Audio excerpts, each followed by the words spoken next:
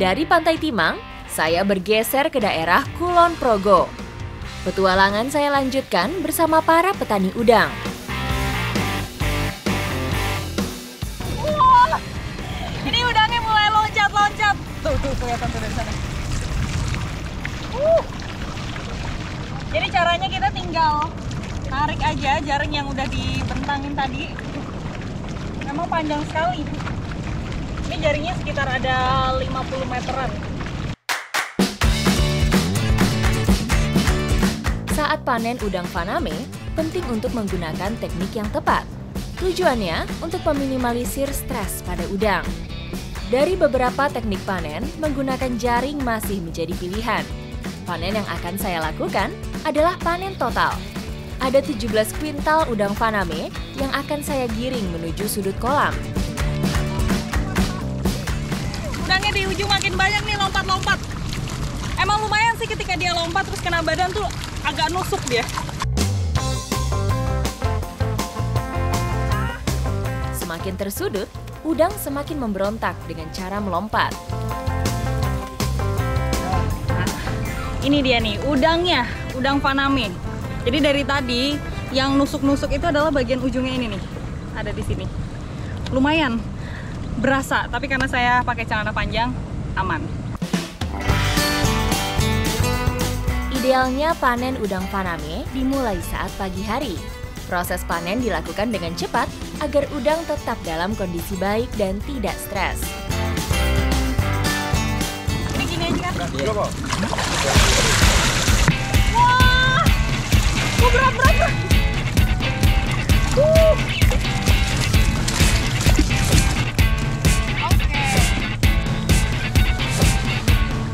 Oke, oper. Satu drum ini beratnya bisa mencapai 50 kilo. Bayangin, satu kali tarik jaring, drumnya itu bisa sampai 7. Berarti 50 kali 7 drum. Menarik jaring yang pertama, itu hasilnya kurang lebih 2-3 kintal aja. Kayaknya nanti akan diulangin lagi. Dalam kurun waktu 3 bulan, udang faname bisa mencapai panjang 12 cm dengan bobot antara 20-30 gram. Ini adalah ukuran ideal udang siap panen. Tambak udang di sini juga air yang digunakan itu air payau, jadi campuran antara air tawar dan juga air laut. Terus di sini masih pakai plastik seperti ini supaya air itu tidak meresap ke pasir. Jenis udang asal Amerika Tengah ini mulai dibudidaya di Indonesia sejak tahun 2001. Dengan hasil yang bagus dan harga jual yang tinggi, kini udang faname menjadi salah satu hasil tambak paling potensial. Wah!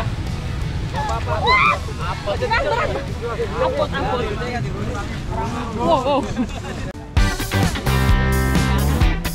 Memiliki tingkat keberlangsungan hidup yang tinggi, udang faname cukup mudah dibudidayakan. Tak heran jika jenis udang ini menjadi salah satu komoditas perairan tambak dengan kontribusi ekspor yang tinggi. Setelah dipanen, ini udangnya direndam di air es terlebih dahulu supaya dia itu mati tapi masih dalam keadaan fresh. Udah cukup?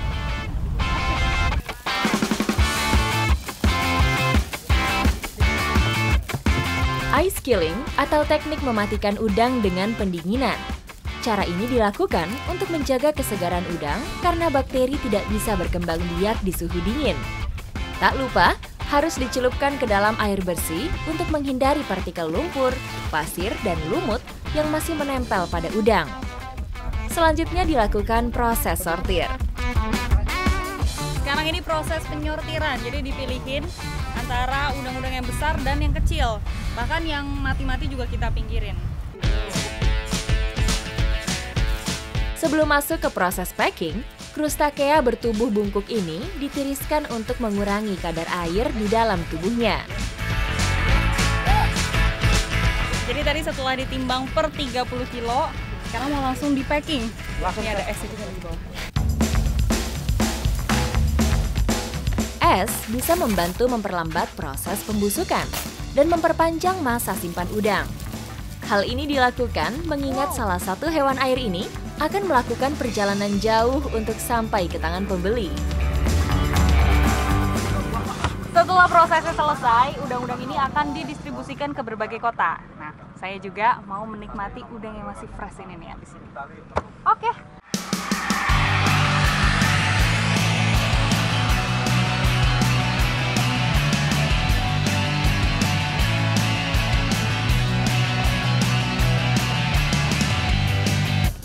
Ini udang-udangnya yang masih segar, sekarang mau dijadikan sate.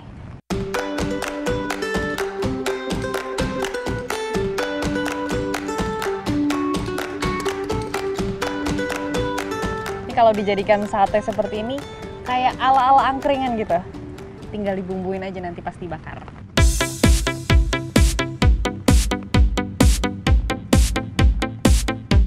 Membakar udang adalah cara mengolah paling praktis. Dengan teknik ini, cita rasa khas dari udang Faname akan terasa.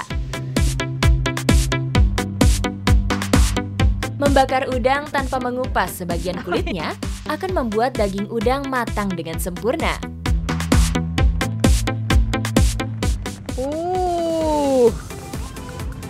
Beneran matangnya enak ini. Lihat, merata kayak gini. Mas. Ini sama ini nih. Nah, karena udah banyak, mendingan langsung aja kita makan, Mas. Boleh, boleh. Buka dulu, Mas, nasinya.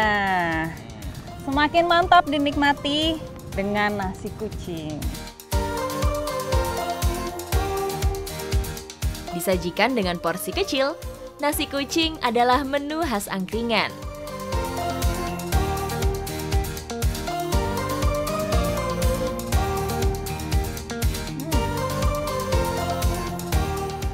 Ini udangnya enak banget.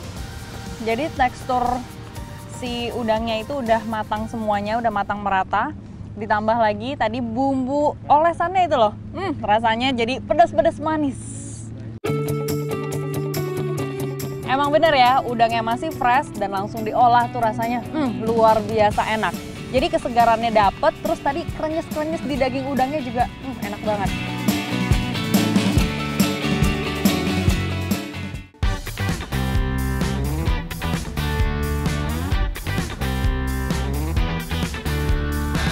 Tiap daerah di Indonesia memiliki beragam cara yang unik dalam beternak hewan. Salah satunya adalah ternak bebek di Tegal, Jawa Tengah dengan cara diangon. Karena sekarang sudah waktunya mereka pulang, makanya ini mau sambil digiring ke arah pulang. Tapi sambil pulang pun tetap sambil makan ya, Pak.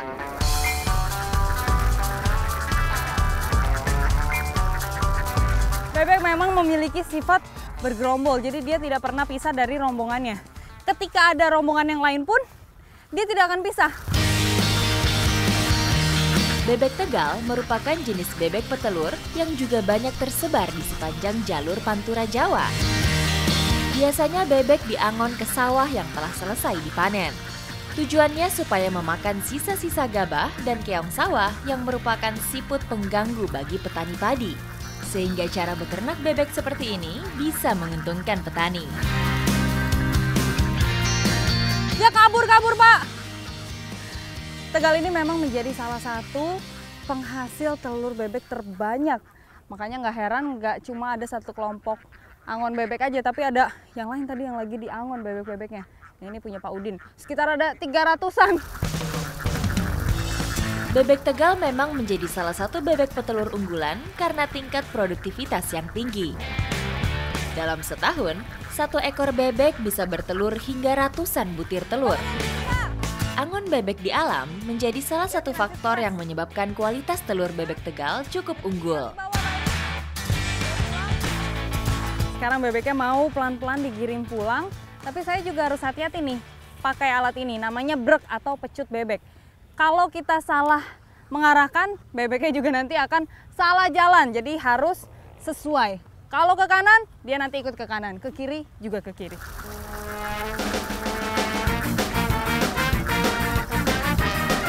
Susah-susah gampang menggiring dan mengarahkan kawanan bebek yang jumlahnya ratusan. Harus sabar dan teliti agar bebek bisa tergiring semua dan tidak berpencar. Ini sekarang bebeknya sudah mulai berbaris ke arah kandangnya masing-masing. Saking banyaknya bebek di sini, ada bebek yang salah rumah ternyata. Waduh, Pak Udin, terus cara bedainnya gimana ini kalau udah salah rumah? Nah, inilah yang harus dihindari ketika angon bebek. Antar pengangon harus menjaga jarak agar bebek tidak tercampur. Pak, dapat telurnya satu lagi. Biasanya aktivitas mengambil telur itu pada pagi hari. Tapi saat pulang suka masih ada sisa-sisanya gitu ya Pak. Ini nemu satu. Cari lagi Pak. Gimana ya kira-kira? Meski sering dimanfaatkan menjadi telur asin, namun telur bebek juga memiliki khasiat bagi kesehatan saat dikonsumsi mentah. Jadi ternyata telur bebek mentah itu bisa langsung dikonsumsi karena khasiatnya bagus. Untuk jamu ya Pak? Buat stamina juga berarti? Stamina biar nggak loyo. Daya tahan tubuh juga ya Pak? Iya. Bagian kuning telur memiliki kandungan protein yang cukup tinggi dan mampu meningkatkan stamina. Ya, saya cobain ya Pak.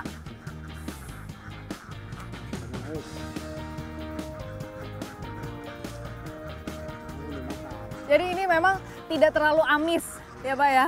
Tapi karena kayak rasanya tuh banyak gitu loh Pak. Mau nelen tuh glek gitu. Nggak terbiasa, nelennya tuh harus langsung sekaligus. Kalau nelennya sekaligus mungkin nggak akan terlalu enek ya Pak. Berarti habis ini cobain masak bebeknya. Karena selain telur yang bernutrisi, bebeknya juga. Ikuti jejak saya, jejak petualang.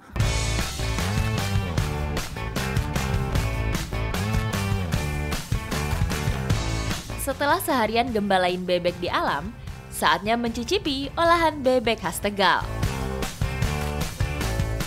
Bebek sudah ada di depan saya, mau diolah menjadi bebek panggang. Tapi masaknya dengan cara yang unik. Nih, pakai kincir air. Sekarang lagi disiapin sama Mas Azam. Gimana Mas, yang kurang apa? Tinggal ngerapik nah.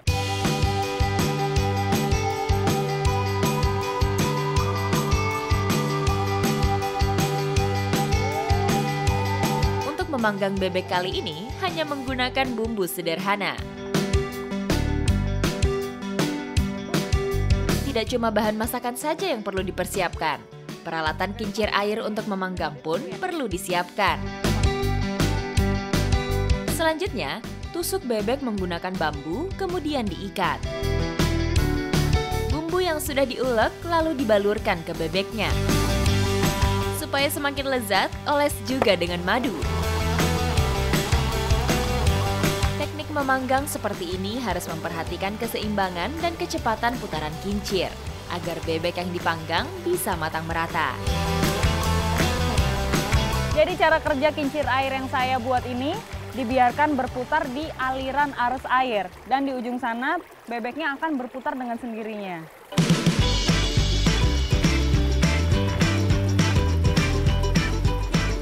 Cara memanggang bebek seperti ini cukup terbilang efisien. Wah, baunya udah enak nih Mbak. Iya, lumayan ya bakar-bakarannya. Bakalan enak nih rasanya. Kurang dari 1 jam, bebek muda panggang sudah siap tersaji. Ini aroma bebeknya sudah menggoda sekali. Kita langsung potek aja lah ini kita makan ya Mas. Pemanfaatan aliran air sungai untuk mengolah makanan menjadi salah satu cara bertahan hidup di alam liar. Dengan kreativitas, memanfaatkan alam semua bisa dicoba. Ikuti jejak saya, jejak petualang.